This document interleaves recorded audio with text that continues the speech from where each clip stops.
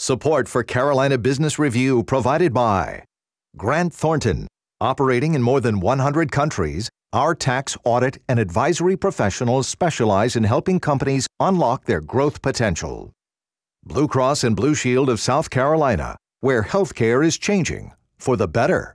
Find out how at ahealthysc.tv. And by Sunoco, a global manufacturer of consumer and industrial packaging products and provider of packaging services, with more than 300 operations in 35 countries.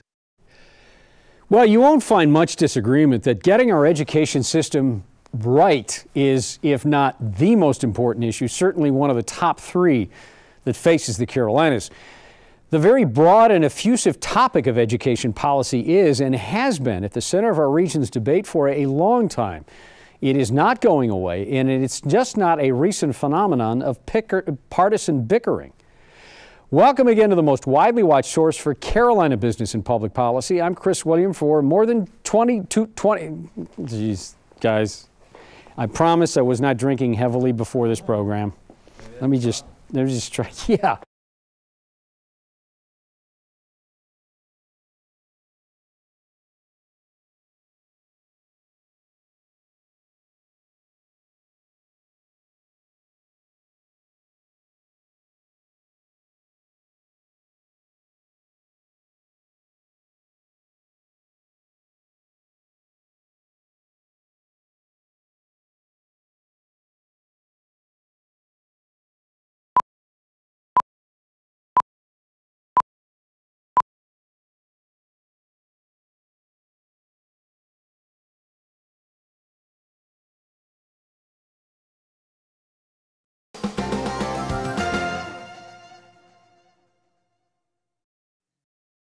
Support for Carolina Business Review provided by Grant Thornton. Operating in more than 100 countries, our tax, audit, and advisory professionals specialize in helping companies unlock their growth potential. Blue Cross and Blue Shield of South Carolina, where healthcare is changing for the better. Find out how at ahealthysc.tv. And by Sunoco, a global manufacturer of consumer and industrial packaging products and provider of packaging services, with more than 300 operations in 35 countries. You won't find much disagreement that getting our education system right is, if not the most important issue, certainly one of the top three that faces the Carolinas. The very broad and effusive topic of education policy is and has been at the center of our region's debate for a long time. And it's not going away, and it's just not a recent phenomenon of partisan bickering. Welcome again to the most widely watched source for Carolina business and public policy. I'm Chris William, and this time we will drill down into where the contemporary tides of education policy and opinion are taking us. But also, how do we really find the common ground for agreement and do what needs to be done to enhance the Carolinas' competitiveness in development and social capital? Joining our group discussion later is Bill Coby, Chief of North Carolina's Board of Education. Major funding also by Novant Health, bringing you world-class technology, clinicians, and care when and where you need it.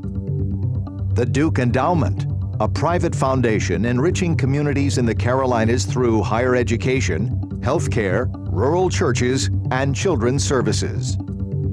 And by Blue Cross and Blue Shield of North Carolina. Who's responsible for rising healthcare costs? Join us and many others in a candid discussion at letstalkcost.com. This edition of Carolina Business Review was recorded November 8, 2013. On this week's program, Dr. Kathy Headley of Clemson University, Dr. Heath Morrison of Charlotte-Mecklenburg Schools, and special guest Bill Coby, Chairman of the North Carolina State Board of Education. And now, here's Chris William. Thank you and welcome, and thanks for watching our program. Kathy, Heath, good to have you both here, and welcome. Great. Thanks for having us. Dr. Morrison, I'm going to start with you.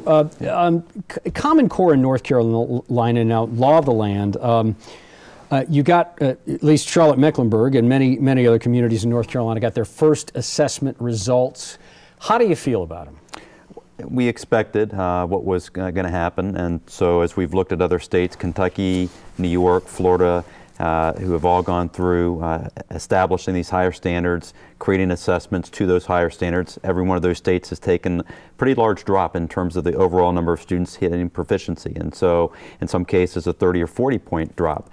So we were expecting something very similar in North Carolina. We saw about 30-point drops across the board in districts all across the state. We were heartened in Charlotte-Mecklenburg that our proficiency rates actually exceeded the state, and so we were encouraged about that. But it shows the work that needs to be done, and you know, you either have to commit that raising these standards are what we need to do to make sure that when we're sending our students to the university, they're not having to take remedial courses, and it's what we need to do to get kids really ready to be able to look for highly skilled career jobs, or you just continue to do low standards and then feel good when you have those incremental test increases. So this is, we went into it eyes wide open. It was expected, and now we know the work and the benchmarks that have to be established. Yeah, Dr. Headley, South Carolina has not adopted Common Core, but you're not far from it, I know that. Right. So when you look at the gap of reality of at least in North Carolina, the gap of reality and how kids are performing academically and where they need to be has obviously gotten wider. But when you hear and see what's going on in North Carolina, and when you know this idea of what Common Core is, and this is not meant to be a debate on this program about Common Core, but don't we want our kids to be, number one, more creative, and number two, be better learners instead of just memorizing facts? Is that the direction we're headed here? It is not at all. In fact, I think one of the strong elements of Common Core is going to be the critical thinking, and that's exactly what we're seeing with the results of a change in the curriculum, a change in the assessment. South Carolina's been preparing for this all along too for several years, and it is this year that we're implementing the standards themselves, and next year we'll have both continued implementation as well as the assessments. So we're on par too, but we know that it's the learning curve there, and a lot of impact that'll have on our classrooms, our students and teachers, as well as the combined emphasis that we're going to need from families as well, parents, to be engaged with us, because it's going to be a we're all in type of initiative for us. Let's kind of zoom out from the clinical results of Common Core, and let's talk about something a little bit broader. And this is a question for both of you. You know, you can't go in any community, and you know this better than most people, you can't go in any community and not have folks all want better education outcomes. Correct. And with so many initiatives and so many programs and so many choices for school now, how do we all talk to each other? Where is the, not just the commonality of having the outcome, but why aren't we talking, Heath, why aren't we talking more to one another about this issue? Well, I think there's a lot of conversation, and there's a lot of movement. There's been a lot of legislation passed in North Carolina and South Carolina as well. I think what's absolutely certain in terms of looking at polls and surveys of parents is that parents want choices. And that parents want quality choices. And so one of the things that we're doing in Charlotte-Mecklenburg Schools is we have, as part of our new strategic plan, a focus on having every parent having at least 2 quality CMS public school choices. So whether it's their commitment to making the local neighborhood school a quality school, whether it's a quality nationally known magnet program, an alternative type of school, a technology-based virtual school. We've even petitioned the state to allow us to have our own charter schools. We just want to make sure we're having quality, and I think as long as that's always the standard, I do worry sometimes that in this vast array of choices, there's a lot of choices, but there's not quality control, and I think that absolutely has to be part of that conversation. Well, and Kathy, let me quote something to you. Nick Zase, Secretary of Education in South Carolina, was on this program, and when directly asked about how we fix, tactically, how we fix some of these issues that we're talking about, he said, it's not at all about the money. It's about the administrators, it's about the principals in the school, and it's about the teachers. Do you agree with that blanket statement? Well, I'll give you an example of what, again, may support his statements and such, and it connects a little bit to the previous question that you had for Heath, and that is we are having a common conversation, for example, in literacy, and we have an initiative, Read to Succeed, which is really combining higher education as well as with our public schools too, across the board. So we're looking at a P16, a P20, and we're really from birth. so that we're beginning to talk about the needs for literacy, how it takes us to the workplace, the economic development component. So we are beginning to share that common initiative to bring us together. It's not just about this program or that, but the pathway that we're headed on.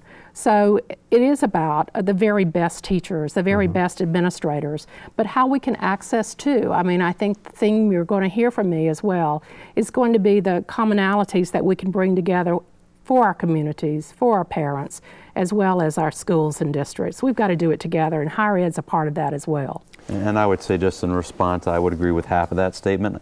I would agree absolutely. It is the commitment to having quality principals and effective teacher in every classroom. To say that it's not about resources, I think is a little bit overstated. If you're going to have quality teachers, if you're going to have quality principals, and the research shows that the quality of the teacher is the #1 determiner in any school district, in any school, is a great teacher can close and eliminate any achievement gap within 3 years. But if you're going to have quality, you have to compensate quality. And so what we're seeing in particular our state, over the last decade, we've had the most precipitous fall in teacher salaries in the entire country. And we're now seeing it where we're $10,000 below the national average in terms of teacher compensation. We're no longer compensating our teachers for their master's degrees, and that's causing many teachers across the state of North Carolina to rethink about wanting to stay in our state. So, you know, at the end of the day, I hope that as we have these conversations about improving education, and I actively work with our legislators, and I believe that that's exactly what they want to do, is to improve the quality of education. I hope that we can make a commitment in the Carolinas to make teaching the iconic profession of our time. We give to our teachers the most precious commodity we have, and that's our children. That's the future. And so why would we not want to make sure that we are compensating and supporting these professionals as they go about the important work of educating our children? You know, I think that's probably a great place to bring our guest in, because a lot of this does morph county lines, state lines, and we're going to ask him that and bring him on in a second. So thank you both. Stay with us, please. Next week on this program, her name is Cheryl Stanton, and Cheryl has had the job for about 6 months, and the job is the Executive Director of the Department of Employment and Workforce in South Carolina. And that is the nexus where this whole idea of a high unemployment rate sits, and we're going to talk to Ms. Stanton about that next week. And then in 2 weeks, a political reporter roundtable. These guys do not hold back, and it'll be very interesting to hear what they say, how they say it, and this, again, has to do with everything around civility and many chats around a political roundtable that have to do with some of our legislative leaders. So that's 2 weeks. You know, it's been held out that diversity is important. We've heard it over and over again. For our guest, career diversity may be why he has ascended to such a critical job in the Tar Heel State. His short bio, well, a short look at his bio includes stints in bank administration, a chemical salesman, athletic director for UNC Chapel Hill, one-term congressman, Secretary of North Carolina's Department of Environment, Health, and Natural Resources, and chair of the North Carolina Republican Party for a while. Well, now he leads the North Carolina Board of Education, and we welcome its chairman, our guest, the Honorable Bill Coby. Mr. Chairman, welcome to the program. Thank you very much, Chris. You heard the dialogue prior on this program. Mr. Chairman, so when we talk about teachers, let's start there. If we close the gap between what teachers are earning now and what they could be earning commensurate with their counterparts across the nation, would that fix a big part of North Carolina's education problem? Well, I'm with Dr. Morrison on that. That is certainly a big part of the equation. And I believe our governor, certainly our board, and our General Assembly want to address that, but it'll probably over the next few years be addressed in the context of not just giving salary increases, but hopefully career pathways and different models of educating. So it's a more comprehensive approach. I think we're locked into a salary system and schedule that needs total reform. That's my approach. Do you find legislators, do you find those around those seats of power understand this and are open to raising teacher pay? Yes, I think as a group, certainly. They're different people. They come from all walks of life, so they have different approaches to. So it's an education process, and it's like Dr. Morrison said, that he's trying to educate his local legislators, and we need to duplicate that all over the state. The state board members, the superintendents need to get with those decision makers, because they're the ones that make the decisions about the direction we're going on in, of course, hopefully aligned and working with the governor, and we become the implementers. So there needs to be a lot more collaboration. I think they want to do it right. How it's going to look, I can't tell you, Chris. Yeah. Heath, question? I just support the whole concept of the idea of career ladders, looking at strategic compensation. We have a task force right now with a lot of great entrepreneurs in our community, business leaders, civic leaders, helping us rethink how we compensate our teachers. Our board has taken a position we need to get the entire base up first, but then certainly look at ways that we can reward quality. You know, how do we make sure that those individuals that are bringing the most achievement for our children are compensated and well respected for what they do? One of the things that we're working on in Charlotte-Mecklenburg is something called an opportunity culture. It's very difficult right now with how can you get every student access to a great teacher. Well, you may not be able to put a great teacher in every classroom, but you can expand the reach of the great teachers so that they can help build the capacity of other teachers. Every student can get access to them through technology, different ways of scheduling, and then we compensate these amazing professionals for the important work that they do. Do you have a question for Chairman Coby? I do. May I? I'm wondering about in the model, and it reflects a little bit, Heath, in what you're saying. Are there going to be possibly some incentives? And I'm thinking particularly now about not only recruiting the most effective teachers, but also the retention, and perhaps into areas where some of the most needs are. Are you thinking about any types of thoughts that might be viable for that? Well, that's a huge question, and we have programs. We're working with Teach for America. We're also have another teaching program, Teacher Core. Many things to try to get the placement of, you know, great teachers in the areas, in the rural areas where particularly it's suffering. But if I can say that I didn't know I'd end up in this position, but I'm going to tell you something. Is that a bad thing or a good thing, by the way? Well, I bring fresh eyes because I'm not a professional like these folks. But I tell you, I'm so excited because I believe this is the most transformative time in education in my lifetime. How so? Why do you think that? I think we have been locked into the industrial age, and we're now in the information age. And when I grew up, and I'm a product of the public school system, teachers were revered. There was a high level of respect. Not that there isn't respect now, but it's not at that level. And I think with the information age, with bringing on technology and blended educations and different models of education, and paying them according to their value to our society and the need we have for great teachers, that I think this is going to raise the level of respect of the teaching profession again. So I'm excited about that. So Mr. Chairman, do you think that it's eventually we are going to get to the point where the teachers will be paid more? And you know, I don't want to spend the whole program on teacher pay because there's so many other elements. But are we just lagging? Is that where we are? Well, we're certainly way behind. We're 46th in the nation. It's embarrassing. Yeah, right. But we've got to do it as a team and come up with a comprehensive approach. We need immediate salary increases, and I sure hope that our legislature addresses it in the short session. But we need targets to work towards. We need a strategic plan, and I know our governor is looking at what he can recommend to the General Assembly going forward. You have a question? I do. One of the things, obviously, that allows you to get great teachers and keep great teachers is not only the compensation, but that they feel rewarded for what they do, respected. And one of the things I hear constantly, I'm sure, Mr. Chairman, you do as well, is that they're having such a hard time finding the time to teach the amount of testing that we're doing in our state. This is my second year in North Carolina. I have so much respect for the history of what we've been doing in this state, but I've just never found a state that likes to test as much. And our teachers constantly say we don't have time to teach. So our teachers aren't adverse to tests. They want to be held accountable.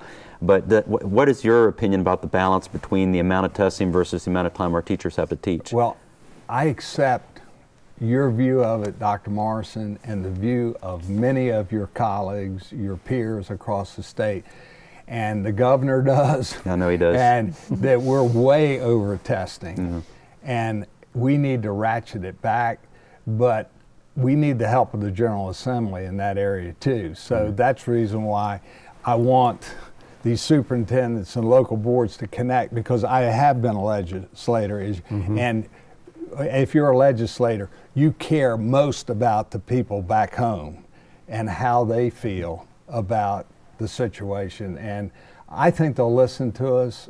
I'm optimistic, and I think the future looks great. Kathy, question?